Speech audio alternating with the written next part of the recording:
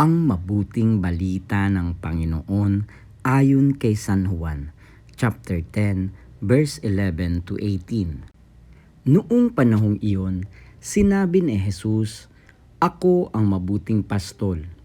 Iniaalay ng mabuting pastol ang kanyang buhay para sa mga tupa.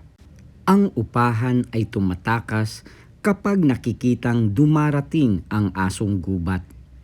Iniiwan niya ang mga tupa, palibhasay hindi siya pastol at hindi kanya ang mga tupa. Kaya't sinisila ng asong gubat ang mga ito at pinangangalat.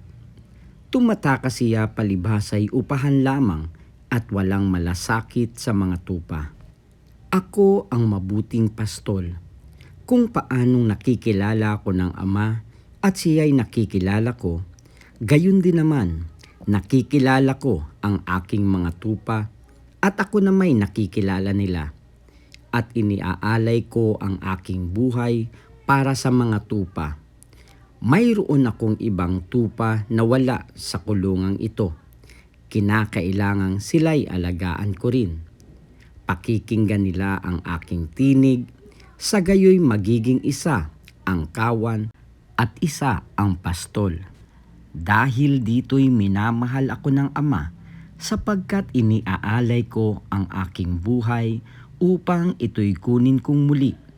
Walang makakukuha nito sa akin. Kusa ko itong ibinibigay. Mayroon akong kapangyarihang ibigay ito at kunin uli. Ito ang utos na tinanggap ko sa aking Ama." Ang mabuting balita ng Panginoon. Pinupuri ka namin, Panginoong Hesukristo.